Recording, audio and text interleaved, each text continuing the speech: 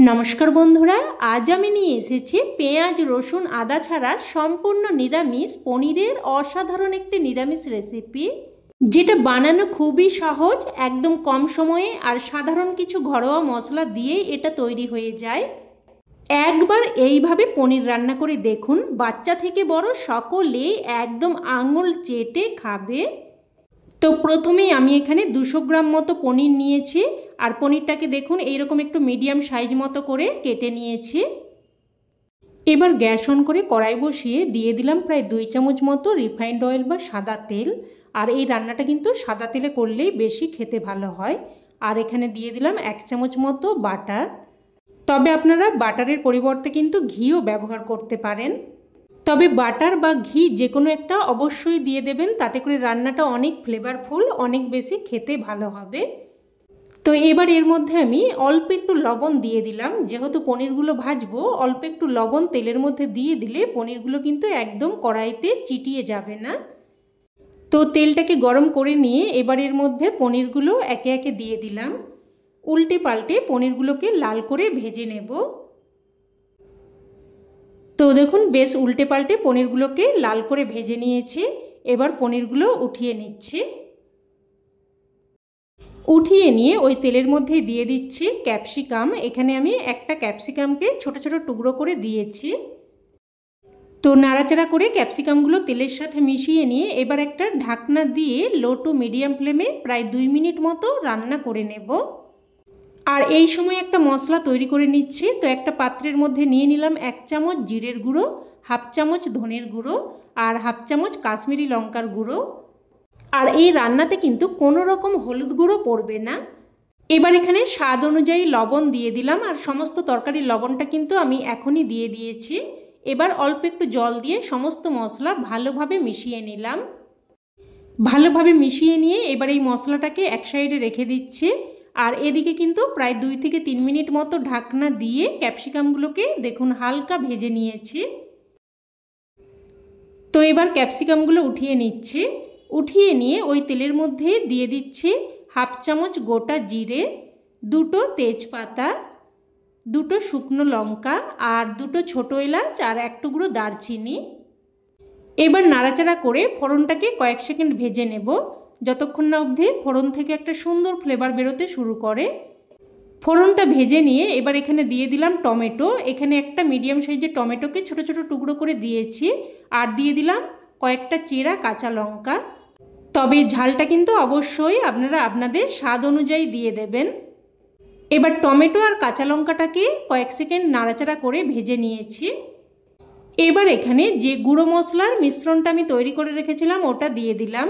মশলার বাটি ধুয়ে অল্প একটু জলও দিয়ে দিলাম। আর স্বাদের ব্যালেন্সের জন্য অল্প একটু চিনি দিয়ে দিচ্ছি। আর চিনিটা যদি এই পর্যায়ে দিয়ে দেওয়া হয় তাহলে কিন্তু রান্নার কালারটা অনেক বেশি সুন্দর আসবে। সমস্ত মশলা নাড়াচাড়া করে মিশিয়ে নিয়ে এবার একটা ঢাকনা দিয়ে প্রায় কিন্তু 2 থেকে 3 মিনিট মতো মশলাটাকে ভালোভাবে কষিয়ে নেব। দেখুন প্রায় 2 থেকে 3 মিনিট মতো ঢাকনা দিয়ে মশলাটাকে বেশ কিন্তু ভালোভাবে কষিয়ে নিয়েছি। এবার এই পর্যায়ে দিয়ে দিচ্ছি ভেজে রাখা পনির, ভেজে রাখা ক্যাপসিকাম আর দিয়ে দিচ্ছি টমেটো। এখানে একটা টমেটোকে দেখুন বড় বড় টুকরো করে দিয়েছি। আর এই রকমভাবে একটু টমেটো দিয়ে দিলে খাওয়ার সময় কিন্তু টমেটোগুলো বেশ ভালোভাবে সেদ্ধ হয়ে যাবে, মুখে পড়বে আর দেখতেও যেমন ভালো লাগবে খেতেও কিন্তু তেমনই ভালো লাগবে। তো এবার সব কিছু মিশিয়ে নিয়ে আবারও একটু কষিয়ে নিয়েছি। এবার এখানে দিয়ে দিচ্ছি 1 বাটি গরম জল। আর অবশ্যই কিন্তু গরম জলই ব্যবহার করবেন, তাতে করে পনিরও নরম থাকবে আর রান্নার স্বাদও বজায় থাকবে।